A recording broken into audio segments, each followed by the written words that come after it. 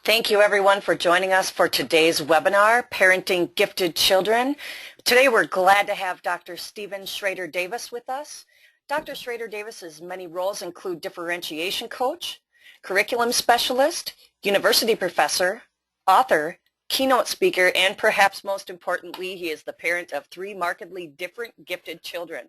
He is currently a columnist for Understanding Our Gifted and works as a gifted curriculum specialist while teaching an online GT certificate program for educators.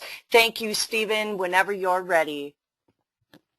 All right, thanks for attending, everyone. I will walk you through some slides here, and at opportune moments, we'll just stop to see if there are questions. And then, of course, there'll be time for questions at the end. I'll be wearing basically 2 hats for this, the educator and the parent.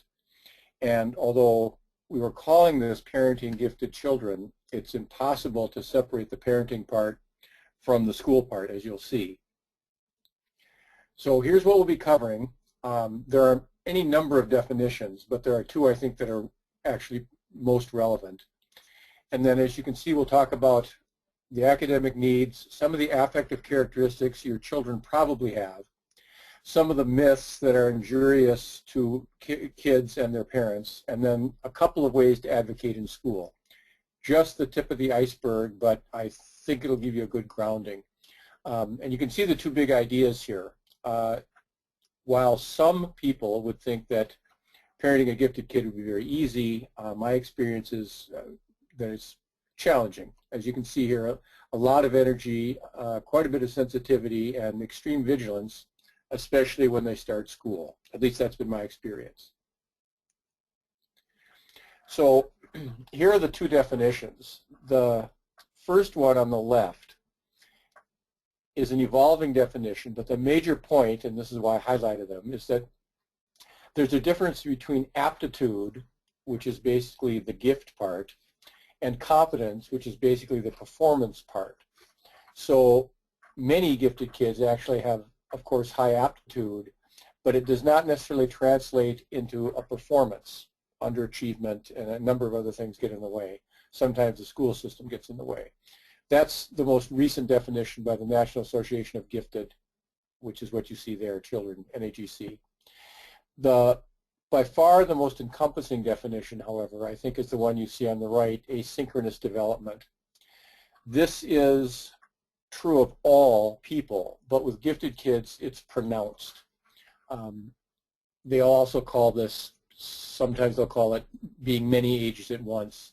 So you might have a child who's got the verbal precocity of a 10-year-old, but he or she is only 5, and their coordination is at a 4-year-old, and their social maturation is at a 12-year-old. It's confusing for the kid and the age peers, and because very, very few educators understand the affective side of giftedness, it can be confusing for them. So just to be clear, on the left you see the gift, essentially the threshold, what they're born with, their potential aptitude. On the right is the way that is manifested. Nurture, of course, helps it, but somehow the aptitude and the ability have to be translated into achievement or performance. If a school system is functioning well academically, that will happen. If not, then they may not realize the entire potential they have. And this is probably the most problematic of all the confusions that I've encountered. When most people speak of gifted students, and they talk about how smart they are, how adept they are at school, how engaged they are, how compliant they are, they're talking about high achievers. High achievers can very well be gifted, but they are distinct. High achievers, by definition, achieve highly. They like school, they fit into school, they consider themselves students. As you can see, there's everything to like about them if you're a teacher. They're also pretty easy to parent. They'll even do assignments that probably aren't worth doing, but they'll do them anyway because they want to get an A, or they like the teacher, or they want to please their parents. School works very, very well for these students. A gifted student, on the other hand, may be a high achiever, but oftentimes, because they're well ahead of grade level curriculum, They often are or prefer adults or older children. They don't always get along with their age peers. And as you can see, they actually present a challenge to a teacher who then has to induce them to do some things when the gifted student is actually interested in knowledge and pursuing topics, but maybe further or more deeply or in more complexity than some of those high achievers. So it's a distinct group with a lot of overlap, but it's a tremendous bit of confusion when gifted kids are mistaken for high achievers and vice versa. And I think I should stop there and see if there are questions. If anyone has questions, please type them into the question box that you see on your GoToWebinar panel, and I will read them as we go forward. No questions at the moment, Stephen, if you'd like to continue, and we'll stop in a little bit and ask again. All right. So in terms of what your child will need actually at home prior to going to school, and most certainly when they get to school, are questions, problems, challenges, projects that are more to the right than the left.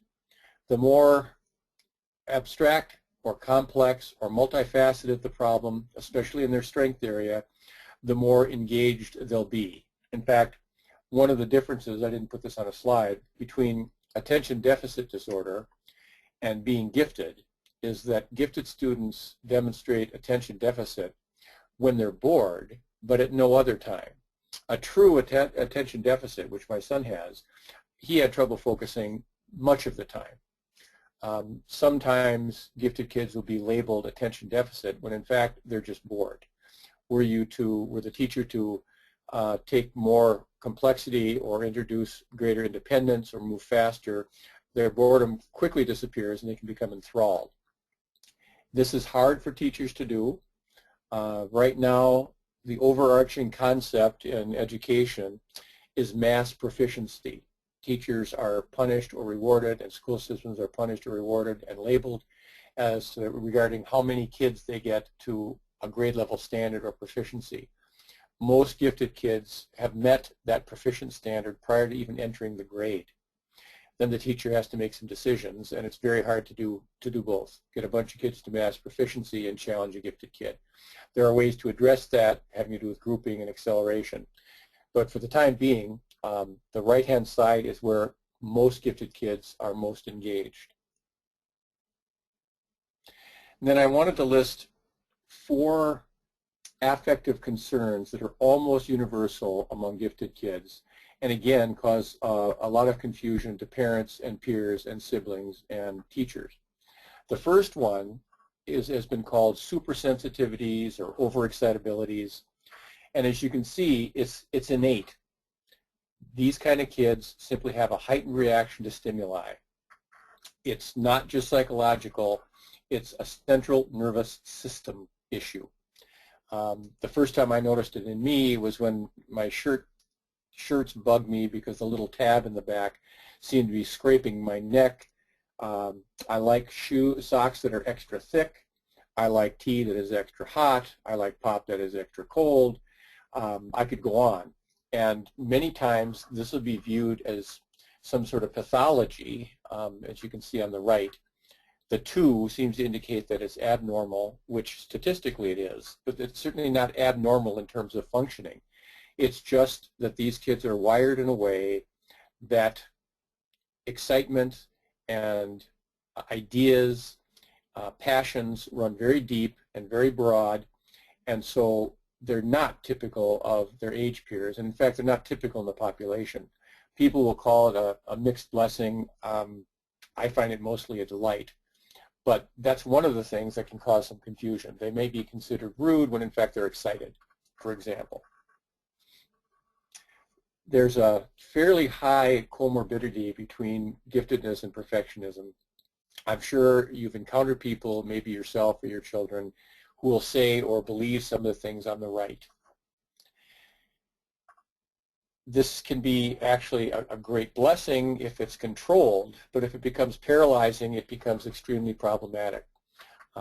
There are any number of books and authors and ideas about this, ways to deal with it.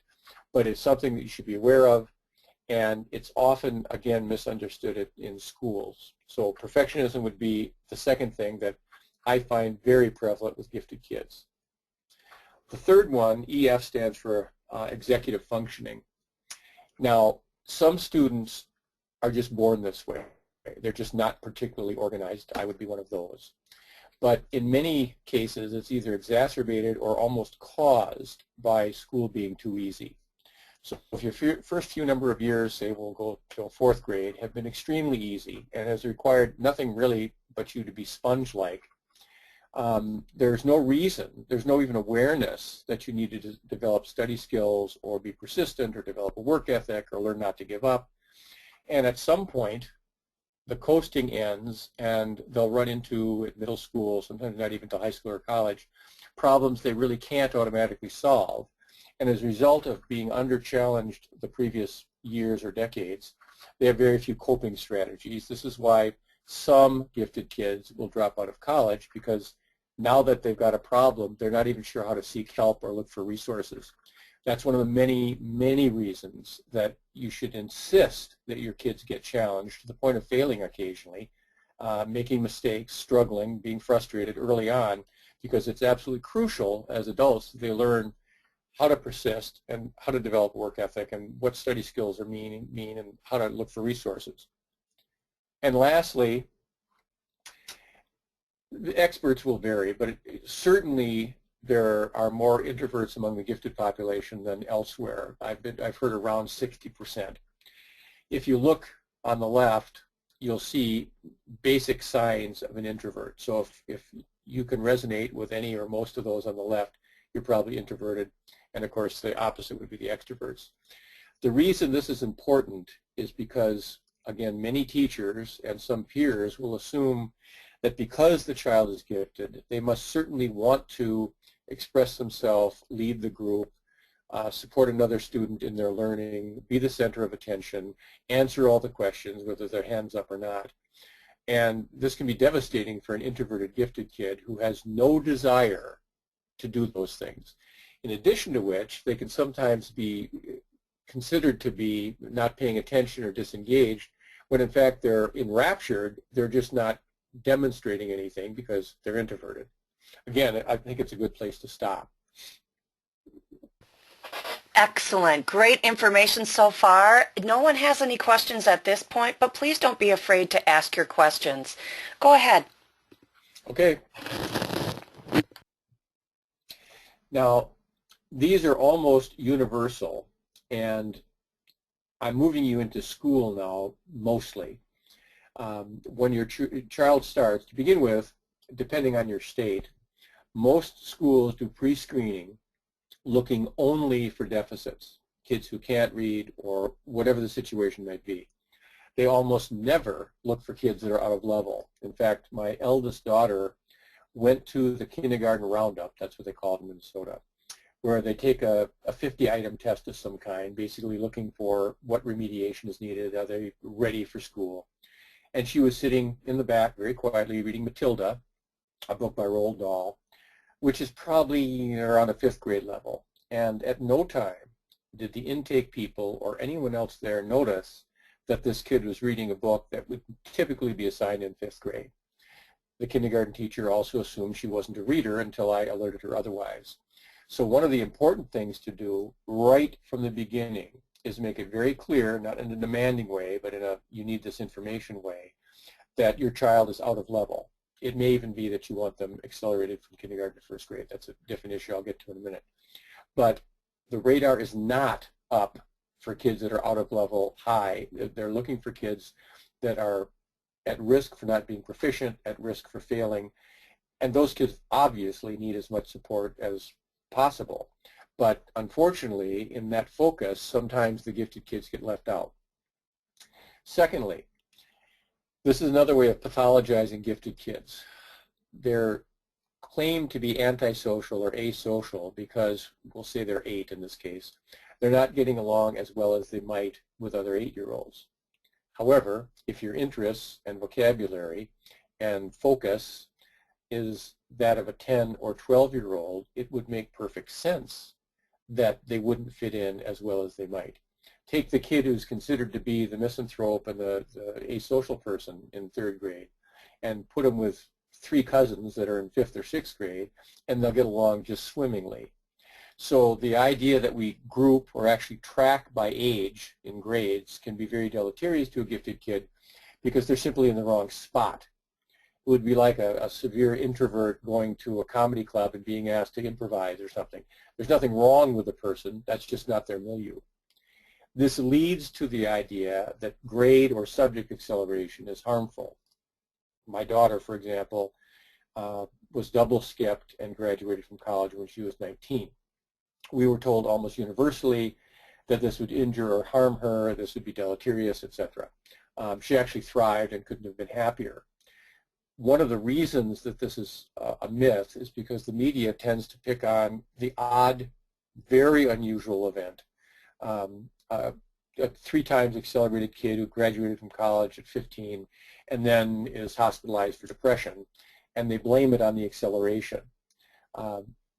Acceleration is by far one of the most well-researched and well-documented success stories we have for giftedness. If you just Googled a nation deceived, you would see vast documentation that acceleration done well is one of the best things you can do for a kid. But again, it relates to this idea that kids are all basically the same, and therefore 8-year-olds should get along with 8-year-olds, 10-year-olds should get along with 10-year-olds. Of course your child should get along with age peers.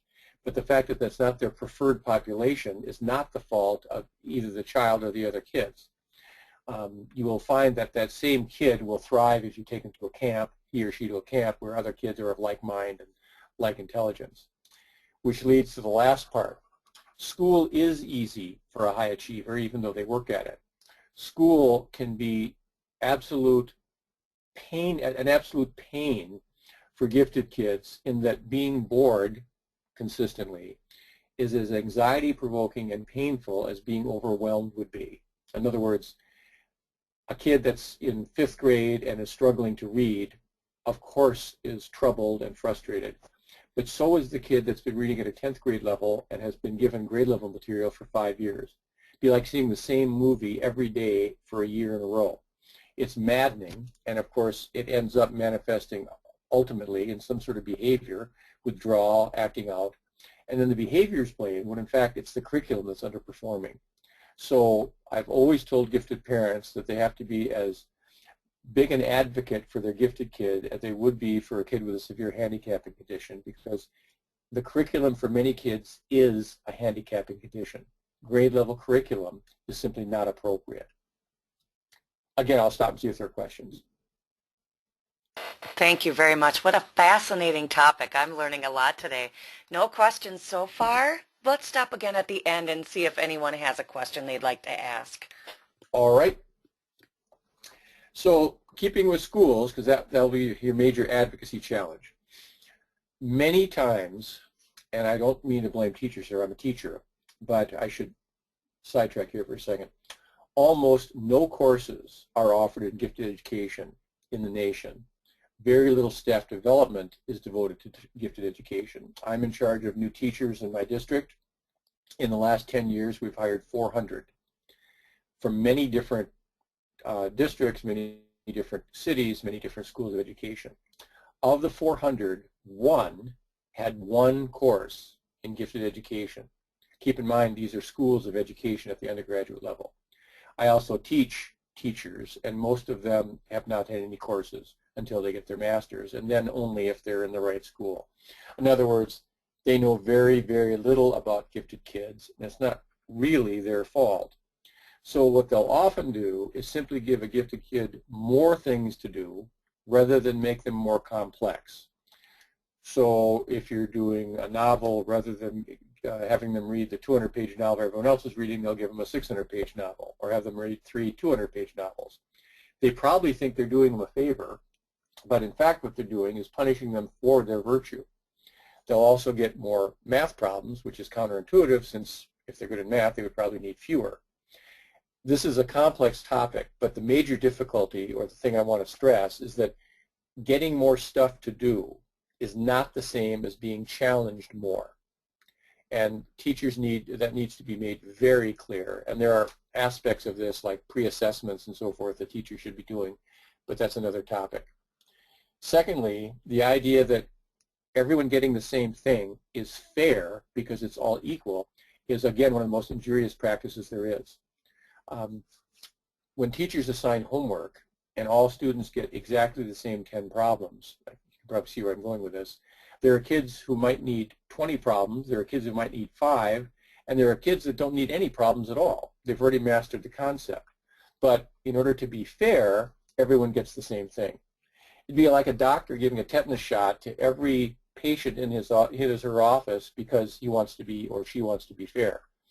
It's important that fair means everyone getting what they need, not everyone getting the same thing. Thirdly, some students, gifted students, at some point become what we call selective consumers. They have gone over the same assignment or the same concept so many times, have had it mastered for years, and therefore withdraw or don't turn in their homework, and people assume that they don't know how to do it or that they're being obdurate and stubborn, when in fact they're not achieving simply because they're tired of doing the same thing over and over. Then sometimes they'll be removed from an honors class or a gifted class because they're not achieving. If they were placed in the class because of their aptitude, they should stay in the class because of their aptitude. And the achievement issue should be dealt with by giving them something more interesting to do or more fitting or more appropriate. And then this has become less pronounced as we mature, but there are a lot of myths about absent-minded professors and kids who are asocial, and creativity being akin to madness, and the suffering writer. There's nothing pathological about giftedness. It's just unusual and therefore misunderstood.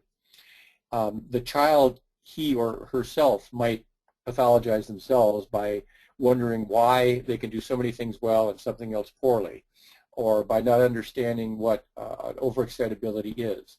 So allowing your child to get to know a little bit more about giftedness as appropriate is probably the best way to help them reflect and understand themselves without constantly telling them how smart they are, because that leads to perfectionism. And again, another story. But your child may be challenging and may not need a lot of sleep and may need a certain thickness of socks and may cry when they see a movie where other kids wouldn't, but there's nothing pathological about it. It's just the nature of giftedness for some kids.